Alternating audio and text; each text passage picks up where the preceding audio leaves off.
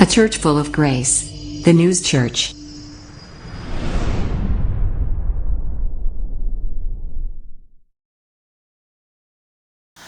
내게 주어진 자리. 내게 주어진 자리. 오늘 이 말씀을 함께 은혜를 나눌 건데요. 여러분, 우리가 사람이 그 사회적 동물이라고 하다 보니까 사람은 혼자서 살지는 못합니다. 그래서 아담과 하와를 만들어서 연합하게 하셨고, 또 그렇게 군락을 이루게 하셨고, 또 자녀들의 번성을 통해서 여러 사람들이 함께 모여서 합력하여 선을 이루며 하나님을 높여 찬양하며 살게 하는, 하나님께 영광 돌리면서 살게 하는 이 모든 인간사의 모든 일들이 다 바로 하나님께 드려지는 이 찬양과 영광 때문에 만들어진 일이라는 것입니다. 그렇다 그러면 사람이라고 하는 그 존재들은 모임의 이 군락이 있는데, 그 여러 가지 모임들 가운데에서도 각자의 자기의 포지션이라는 게 있어요. 자리라는 게 있죠. 저와 여러분에게는 어떤 자리가 주어져 있을까요? 자, 우리 교회를 보면 더뉴스 장로교회에서 윤석동, 안정수라고 하는 사람은 목회자로서의 자리가 주어져 있는데, 그 가운데서도 저는 담임 목사, 또 우리 안 목사님은 음악 전문 목사로서 그 역할을 감당케 하시는 겁니다. 그럼 이 자리에 앉아있는 여러 성도님들, 또 권사님들, 집사님들 모두가 다 각각의 그 모습과 자신들이 맡은 달란트대로 그 일들을 감당해내는 사명의 자리가 있다라는 거죠. 그런데 세상으로 우리가 조금만 눈을 돌려서 밖을 내다본다면 세상 사람들은요, 그 모임이라는 곳에 자리 싸움이라는 게 있다라는 거죠. 어떤 자리를 위해서? 그 자리, 그 모임의 대표자가 되기 위한, 아니면 그 모임의 어떤 권력자가 되기 위한 그 자리에 대한 다툼과 싸움이 주어지고 있다라는 거예요. 그런 교회 안에의 싸움의 자리가 아닌 교회 안에선 주어진 달란트의 자리가 있는데도 불구하고 세상 밖에서는요, 각자의 그 자리를 거머쥐려고 하는 투쟁의 자리, 싸움의 자리가 존재한다라는 거죠. 자, 근데 이게 사람들의 본성이에요. 어떤 모임에 있어서 자기가 그 모임의 수장이 되고 싶어 하는 그런 권력을 쟁취하려고 하는 욕심이 있다라는 거죠. 그러니 분명히 세상의 자리와 우리가 믿고 있는 이 믿음의 자리는 다르다라는 거예요. 똑같은 포지션, 자리라고는 하지만 그 자리에 주어지는 의미가 내가 쟁취한 거냐 아니면 내가 선물로 받은 것이냐에 따른 이 자리의 모습이 완연하게 다르다는 것입니다. 우리가 마태복음을 보게 되면 예수님의 족보에서 시작을 해요. 오늘 제가 교회에서 일찍 와서 이 달력 한 장을 딱 뜯었어요. 뜯고 달력 뒤에 저의 가족에 대한 족보를 그려봤습니다. 우리 할아버지서부터. 제가 할머니는 인동 장씨라는 것만 알지 이 성함을 몰라요. 할아버지는 분명히 제가 성함을 압니다만 지금 여기서는 밝힐 수가 없어요. 밝히게 되면 또 이런저런 말이 나올 수 있어서.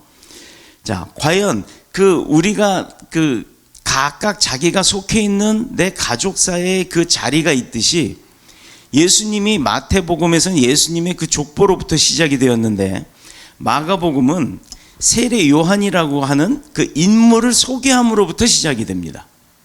마태, 마가, 누가, 요한, 이 사복음서라고 하는 이 사복음서의 각각 시작들이 좀 공통점이 있는 반면에 다른 부분들이 있어요. 자, 이 세례 요한이라고 하는 사람은 자리 싸움, 또 감투 싸움 이런 데 휘둘리고 있는 이 세상의 관점에서 그를 바라본다 그러면 어떻게 보면 참 미래가 없는 아주 불쌍한 사람이죠. 남다른 탁월한 능력을 소유하고 있는 자임에도 불구하고, 그의 절대적인 그 대중적 인기가 있었음에도 불구하고 처음부터 끝까지 그 유대 사회의 변방이나 또 테두리 아니면 변두리에서 맴돌면서 단 한 번도 세상에서 추구하는 그 높은 자리라고 하는 것을 누려보지 못했다는 거야. 아니, 모든 걸 가지고 있고 인기도 있고 사람들이 추대도 하고 추앙도 했던 그런 존재였지만, 세례 요한은 오히려 그런 자리를 거부했다라는 거예요. 변방으로 돌았고 광야로 돌았고 사막이 아니라 광야로 돌아다녔다는 거예요. 왜 그랬을까? 손만 뻗으면 자기는 얼마든지 그걸 거머쥘 수 있는 그런 사람이었습니다. 권세자였어요. 권력자였고 명예도 있는 자였고 능력자였습니다. 그런데 그런 그가 단 한 번도 제사장의 아들로 태어나서 그 권세를 누렸음에도 불구하고 단 한 번도 그 자리를 욕심내지 않았다는 것. 결혼도 하고 가정도 만들고 자식도 더 훌륭하게 키워서 유대 사회에서 추앙받는 아주 핵심적인 인물로 성장할 수 있었음에도 불구하고 그는 그것을 쟁취하지 않았다는 겁니다. 그 자리를 원하지 않았다는 거예요.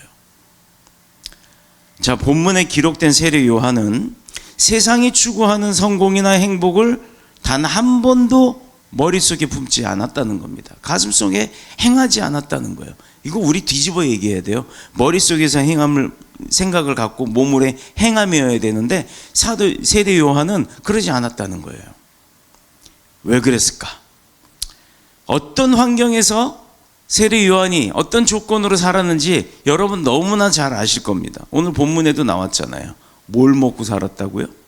메뚜기와 석청. 요즘으로 말하면 그거 엄청 비싼 물건이에요. 그죠? 꿀도 그 무슨 꿀이라 그래? 꿀한테 이렇게 꿀벌한테 설탕 줘갖고 만든 꿀은 그건 가짜 꿀이라 그러잖아요. 근데 석청은 진짜 꿀이란 말이에요. 그건 지금은 구하기도 힘들어요. 꿀 중에 꿀, 가장 비싼 꿀입니다. 그런데 그런 걸 먹고 살았어요. 메뚜기 때 먹고. 요즘 메뚜기 먹어요? 아주 별미의 음식이었습니다. 저는 어렸을 적에 메뚜기 버들강아지 딱 뽑아갖고 껴갖고 다 해서 구워서 먹고 자랐어요. 이런 얘기하면 대체 제가 몇 살인지 궁금하시죠? 한 70, 80대이신 분들이 이야기인데 저는 이제 60대 들어갑니다. 그런데 저도 그런 생활을 했던 사람이에요. 당시 권력자들이, 종교 지도자들이 탐욕과 낭비를 일삼았지만 그렇게 안정적인 삶을 살기 위해서 그렇게 살았지만 오히려 세례 요한은 광야로 돌아다니면서 낙타털 옷을 주워 입고 요즘으로 말하면 뭐 아주 가죽옷 비싼 옷이라니까요. 그러나 그 시대는 그러지 않았어요. 정말 천하게 없이 가난하게 뭐 거지 같은 삶을 살았던 겁니다. 근데 그가 왜 그랬을까? 왜? 유대 사회에서 그러면 세례 요한이 그 패권 전쟁을 했다가 거기에서 망해서 쫓겨나서 그렇게 광야로 변방으로 그렇게 쫓겨나서 살았던 걸까요? 그거 아니라는 거 여러분 다 아시잖아요. 로마 식민지로서 끝없이 착취당하는 유대 사회가 그 미래가 보이지 않았기 때문에 그냥 세상을 떠나서 나는 광야인이야 라고 하면서 스스로 나는 요즘에 그거 있잖아요. 나는 자연인이다 뭐 그런 거 산속으로 들어가서 사는 거 그런 것처럼 세례 요한이 살았던 걸까요? 생각해보면 불쌍하고 기구한 인생이었습니다. 세례 요한처럼 그렇게 불쌍한 사람도 없었을 거예요. 왜냐하면 그가 태어나기 전부터 그 부모가 오늘 본문 2절 3절에 소개된 내용대로 일을 위해서 신탁을 받았어요. 무슨 일? 어려서부터 그 사명을 위해서 성령 충만한 사람이 되어야 했기 때문입니다. 자, 오늘 2절 3절 한번 볼까요? 선지자 이사야의 글을 보라. 내가 내 사자를 내 앞에 보내니 그가 내 길을 준비하리라. 이미 태어나기 전부터 하나님이 세례 요한의 이 길을 준비시켰던 거예요. 부모들을 통해서. 부모가 누구였어요? 대제사장이잖아요. 그가 세상을 향해 눈 뜨기 시작했을 때 느낀 게 뭐였냐? 어린애가 내 태어나자마자 뭐 응애 할 때 몰랐잖아요. 그러나 이제 뭔가 세상을 향해서 바라보기 시작했을 때 그가 딱 알게 됐던 게 대부분의 사람이 태어나면 죽게 되는데 죽을 때까지 내가 내 인생을 원하는 대로 살 수 있는 여기에 대한 고민을 갖기 시작했던 겁니다. 즉 자신을 위해 태어나고 또 자신의 행복을 위해서 그렇게 교육을 받고 또 자기 자신이라는 존재를 위해서 살다 가는 것이 그게 인생이라는 건데 세례 요한이 맛보고 체험한 인생은 그가 그의 인생을 살았습니까? 아니라는 거예요. 아니 왜 내가 내 인생을 안 살고 태어나자마자 내가 남의 인생을 위해서 살았을까? 자, 오늘 본문의 말씀을 묵상해 보면 분명한 왜 그랬는지 그 사실 분명한 것이 드러나게 됩니다. 자, 그게 뭘까? 내게 주어진 자리가 무엇이었냐를 찾았던 거예요. 사명에 매여서 평생을 그 사명에 매여서 산 사람 중에 하나가 세례 요한입니다. 그렇다면 세례 요한이 받은 사명이 뭘까? 그게 궁금하죠? 하나님의 아들인 예수 그리스도께서 이 땅에 오실 그 길을 닦았다는 겁니다. 또 이렇게 말하면 그가 무슨 삽을 들고 가가지고 예수님 오실 길을 막 아주 오늘 여기 지금 교회 앞에 보니까 인도를 쫙 아주 이쁘게 새로 깔아놨던데 그렇게 공사해가지고 갈 길을 닦아놨다? 그거 아니에요. 그 말이 아니에요. 예수님이 이 땅에 오셔서 행해야 될 그 전제적 그 준비 과정을 세례 요한이 예수님 오시면 바로 일을 할 수 있게끔 사역을 하실 수 있게끔 세례 요한이 그 길을 미리 준비하고 그 일할 사람들을 다 모아갖고 준비시키는 그 사명의 자리에서 먼저 앞서 그 일을 감당하고 있었다라는 겁니다. 그게 세례 요한에게 주어진 사명이었어요. 우리 다 알잖아요. 세례 요한이 광야에 와서 많은 죄인들에게 때가 왔으니 회개하라, 이제 구세주가 오실 것이다, 광야에서 외쳤다는 거예요. 얼마나 외치고 다녔길래 미친놈이라는 소리를 들을 정도로. 하나님의 아들 예수 그리스도를 통해서 이 땅에 하나님의 나라가 임하게 될 것, 그것을 준비하게 될 것, 또 그분의 의가, 하나님의 의가 이 땅을 통치할 수 있도록 그거 죄사함을 받게 하는 세례를 준비했던 거예요. 이게 세례 요한이 했던 사명입니다. 얼마나 귀한 사명이었어요. 자, 그런데 문제는 이러한 일을 성공적으로 쟁취를 하려고 그러면 어디로 가야 됩니까? 여러분 전도해 보세요. 우리 교회 부흥을 위해서 전도합시다 하면 여러분은 어디로 갑니까? 사람이 많은 데로 갈 거 아니에요. 사람들이 많이 모이는 무슨 쇼핑몰이라든가 기차역이라든가 버스 정류장 같은 데 가가지고 가만히 서 있어도 사람들이 막 모여오니까 거기서 막 전도지 줘가면서 그렇게 전도를 할 거 아니에요? 그렇죠? 그러면 이 시대 세례 요한은 그러면 어디로 가야 될까? 예루살렘으로 가는 거예요. 성으로 가는 거예요. 성문 앞에 서가지고 막 외쳐내야 되겠죠. 거기 가만히 서서 외쳐도 지나가는 사람들이 다 들을 테니까. 예루살렘은요, 하나님의 성전뿐만 아니라 유대사회의 정치, 종교, 경제, 문화 등등 이런 게 모든 것의 중심지였기 때문에 많은 사람들이 예루살렘 성에 모였을 거예요. 자, 그렇다면 세례 요한이 예루살렘 성 부근에 집터를 마련하고 아니면 집을 하나 얻어서 먹고 자고 하면서 거기서 매일 그 사역을 해야 될 거 아니에요? 이게 세상의 기본적인 생각이란 말이에요. 그런데 세례 요한은 예루살렘에 주거지를 정하지 않았어요. 그가 돈이 없었을까요? 아니라니까요. 돈이 없어서가 아니에요. 그가 해야 할 일이 달랐기 때문입니다. 세상의 관점과는 다른 일이었기 때문이에요. 그래서 하나님의 일은 세상적 관점으로 진행을 하면 안 되는 거예요. 교회가 세상적 관점으로 목회를 하면 안 되는 거예요. 하나님의 관점이 돼야 되는 거죠. 그래야 세례 요한을 통한 사도들이 성장을 하고 또 그 세례 요한을 통해서 준비했던 일들이 성령님께서 오셨을 때 바로 행할 수 있게끔 진행이 되는 거고, 그 모든 과정이 사람의 머리에서 나오는 것이 아니라 하나님의 뜻 안에서 이루어지는 것이라는 겁니다. 많은 사람들을 만나면서 자신이 원하는 사람들을 불러 모아 조직을 만들고 또 그렇게 해야 되는 과정이 그렇게 해야 되는 게 정석적일지 모르겠지만, 그런데 세례 요한은 그렇게 하지 않았고 오히려 광야로 뛰어나갔다는 겁니다. 광야로. 아니, 광야에 누가 있겠어요? 그 광야에 아무도 없죠. 그곳에 오시는 하나님의 아들 예수 그리스도를 기다렸던 거예요. 제일 먼저 나가서 마중하기 위해서 기다렸던 거예요. 그곳에서 외친 겁니다. 이스라엘의 역사를 보면 한마디로 광야의 역사잖아요. 출애굽대의 사건부터 시작해서 이스라엘의 전 역사는 광야를 중심으로 일어났던 겁니다. 성경의 내용 보면 광야의 이야기예요, 사실은. 상식적으로 생각해보면 하나님이 이스라엘을 축복하려면 당연히 그 비옥하고 또 뭐 좋은 환경이었던 애굽을 이스라엘에게 툭 던져주고 너 여기서부터 시작해 했으면 얼마나 좋았겠습니까?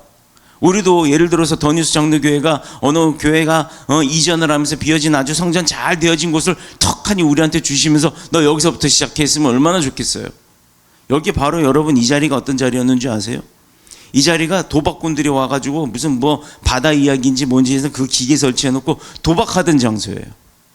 몰래 숨어서.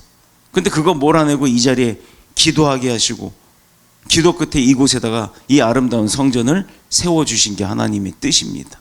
무슨 이유가 있었을까? 광야를 개척하게 하신 거나 똑같은 거예요. 몇 달 동안 뚝딱뚝딱 거리면서 만들어가는 이 모든 과정이 그래서 얼마나 행복했는지 모릅니다.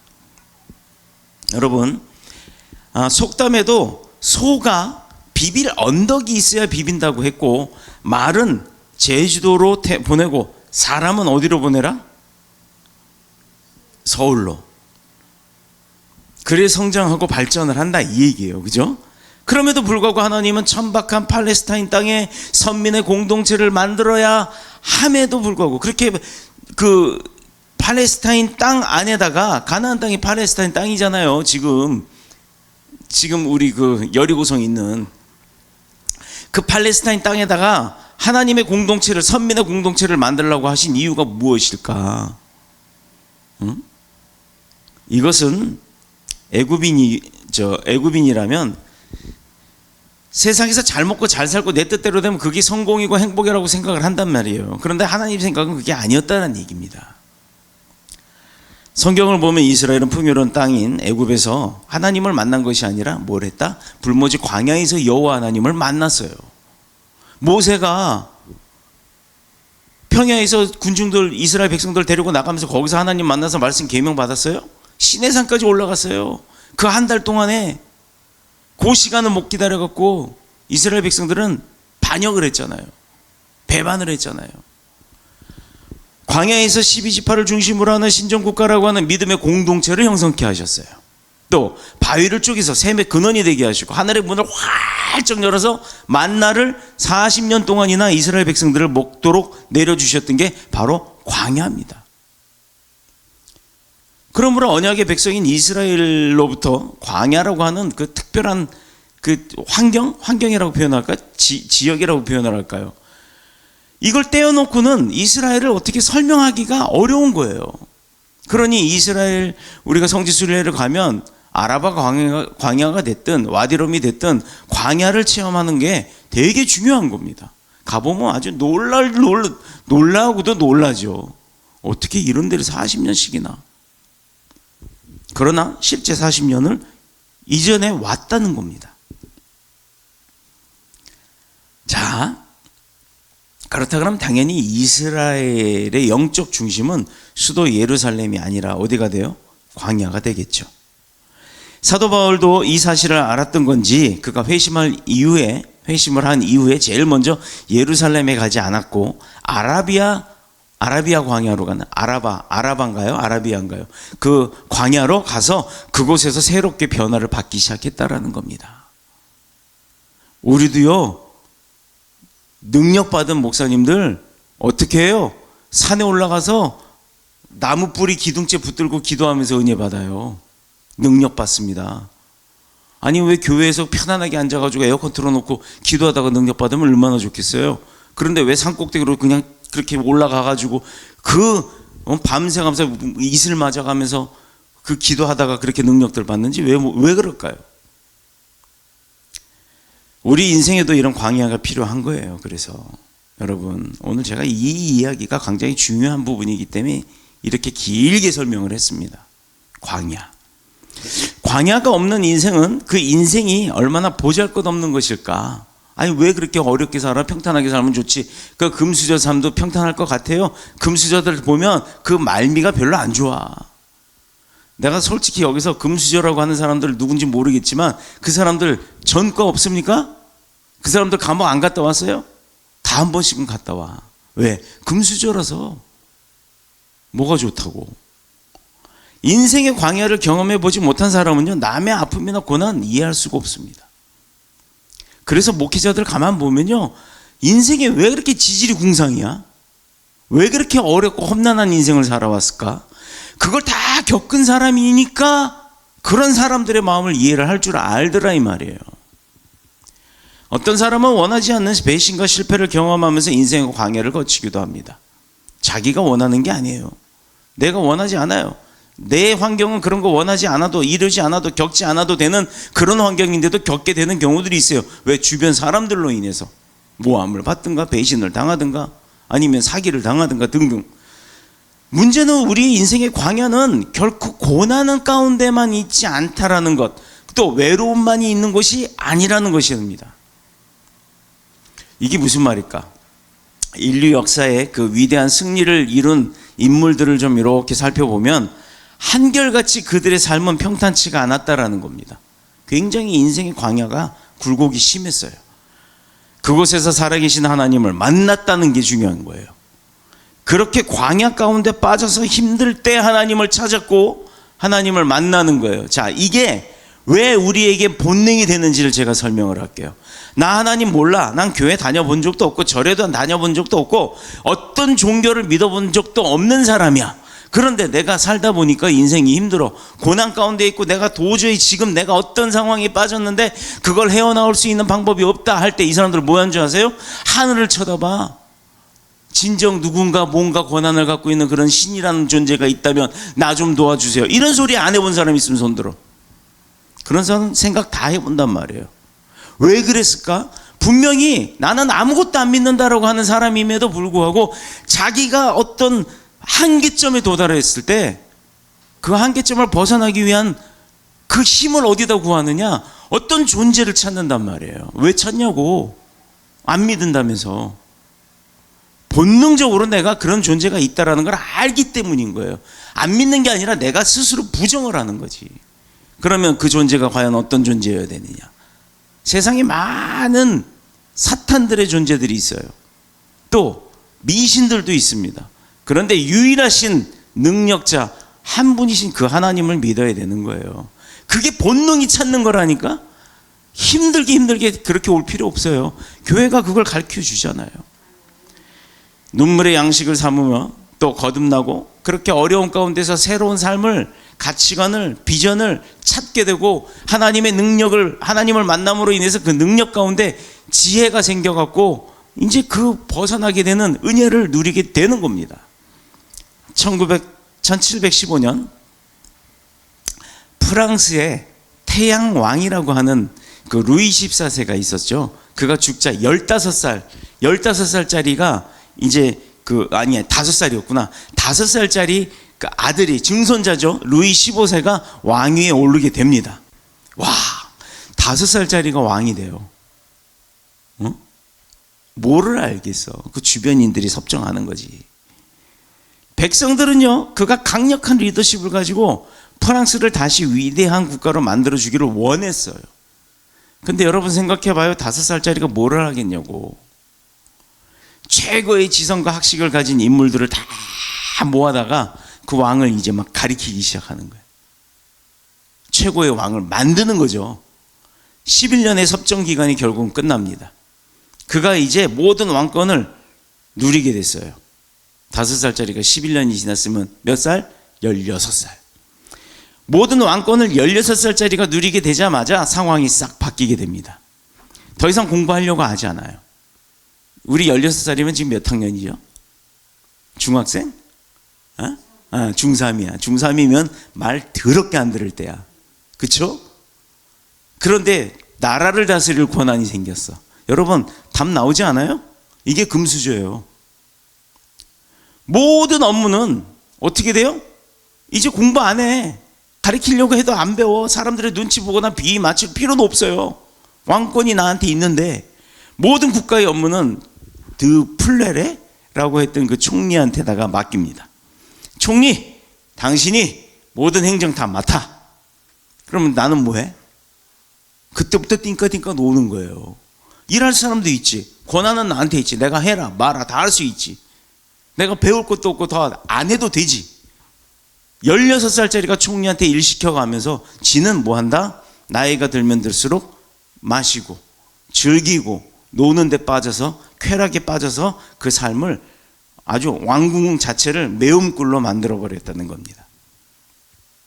나중에는 아무것도 모르는 빵집의 딸인 뒤바리라고 했던 그 여자를 데려다 후궁을 만들고, 프랑스 외무부 장관이 그 아무것도 모르는 그 빵집 딸을 프랑스 외무부 장관을 만들 정도로.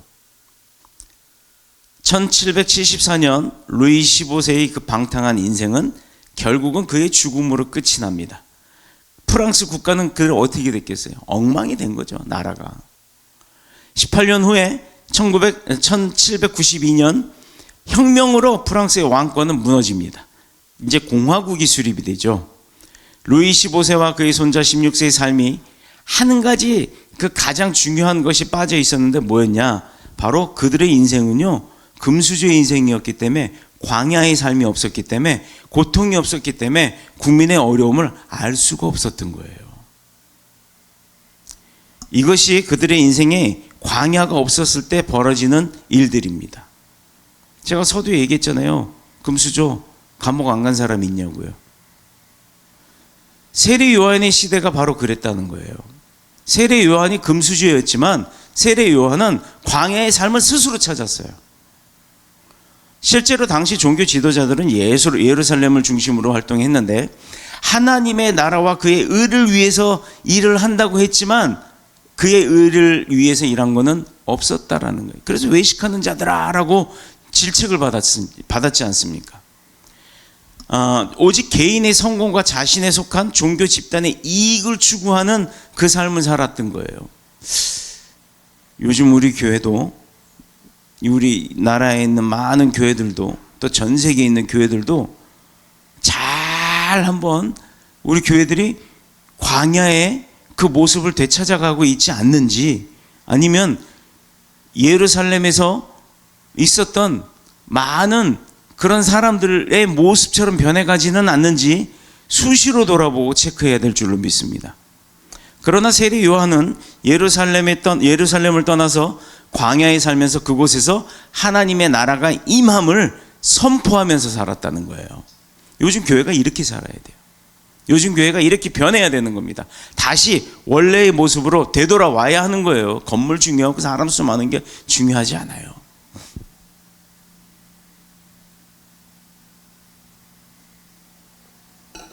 또 이렇게 얘기했더니, 그럼 목사님도 양복 입지 말고 낙타 털로 된 옷 입고 메뚜기와 석청만 먹고 사세요라고 얘기할 수도 있겠죠. 근데 요즘 시대에 그렇게 얘기하면 그거 비꼬는 거 아니에요? 근데 석청하고 메뚜기 갖다 주세요. 난 먹을 수 있어요. 석청이 얼마나 좋은 건데.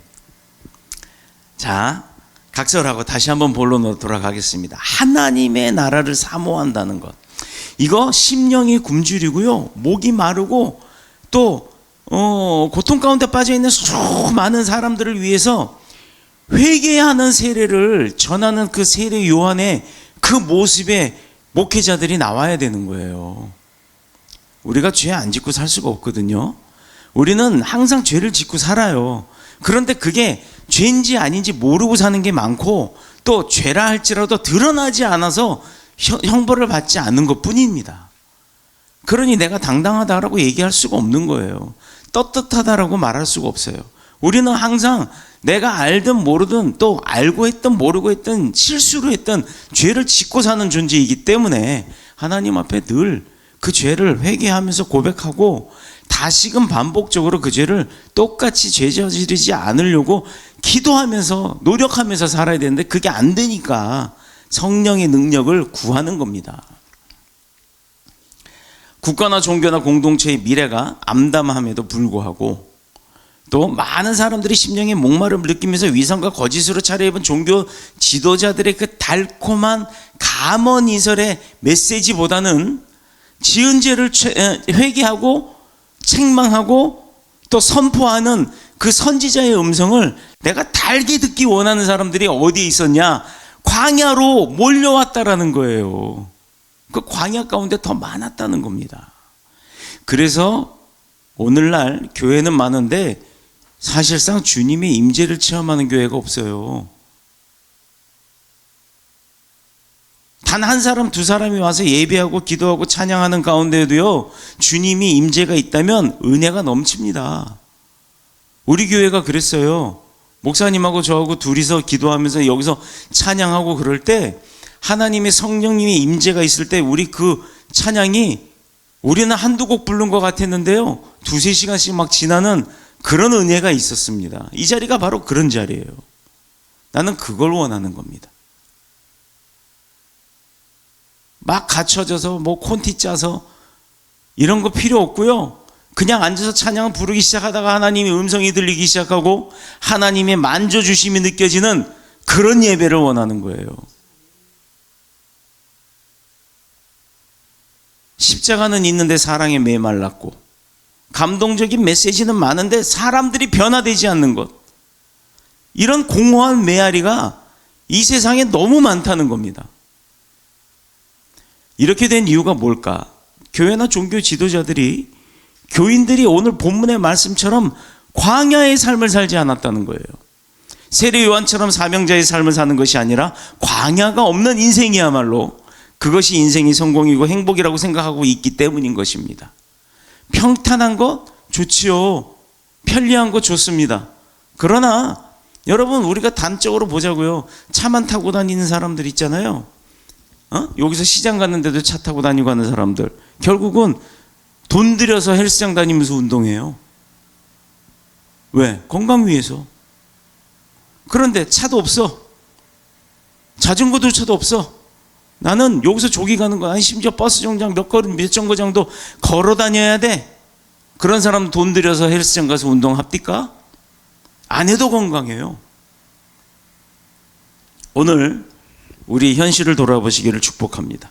나는 그리스도를 나의 구주로, 나의 구원의 주로 고백하는 이 신앙, 시장에 가서 돈만 주면 살 수 있는, 얼마든지 구하는 그런 반짝반짝한 액세서리 사듯이 그렇게 구하는 그런 구원이 아니란 말이에요.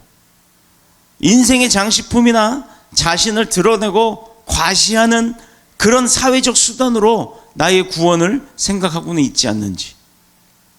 과연 우리가 믿는 하나님 중심의 신앙의 그 가치, 십자가 신앙의 그 가치가 얼마나 큰 것인지를 깨닫는 시간이 되시기를 축복합니다. 세례 요한은 하나님의 아들인 예수 그리스도를 메시아로서의 사역을 준비하기 위해서 모든 그 사역을, 자신의 모든 것을 바쳐가면서 헌신했던 겁니다. 그의 사명감은 의식주나 인생에 대한 그 미래를 전혀 신경 쓰지 않았다는 거예요. 그런데도 불타올랐어요. 뜨겁게 타올랐어요. 그 열정 하나로. 사람들이 자신을 대하는 태도나 언론, 또 무슨 환경, 이런 거는 물론이고 죽고 사는 그 생명에 관한 것조차도 완전히 관심 밖에 배제를 해두고 온전히 주님 오실 그날을 위해서 회개의 세례를 베푸는 사명에만 올인했다는 겁니다. 그러니 당시에 유명한 종교 지도자들도 감히 외치지 못했던 회개에 합당한 열매를 맺게 하는 그런 메시지를 그가 선포할 수 있었던 거고,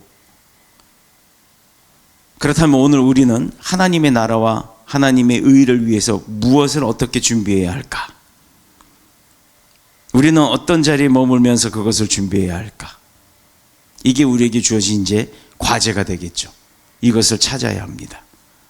바로 이 사명을 감당하려면 우리도 예루살렘이 아니라 하나님이 나를 위해서 예비하신 그 자리에 우리가 서 있는 것, 벗어나지 않는 것, 도망가지 않는 것, 거부하지 않는 것, 그 자리에, 그 사명에 내게 주어진 그 자리에 서 있는 것이 우리의 본분이고 사명인 것입니다. 여러분의 인생이 가장 아름다울 때 하나님이 내게 주신 그 사명의 자리를 지켜낼 때인 거예요. 그게 가장 하나님께서 기뻐하시는 일입니다. 엄마는 엄마의 자리에 머물러 있어야 돼요.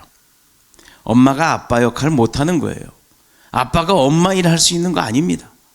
아빠는 아빠로서, 엄마는 엄마로서의 그 역할을 감당해낼 때 부모의 모습이 보이는 거죠.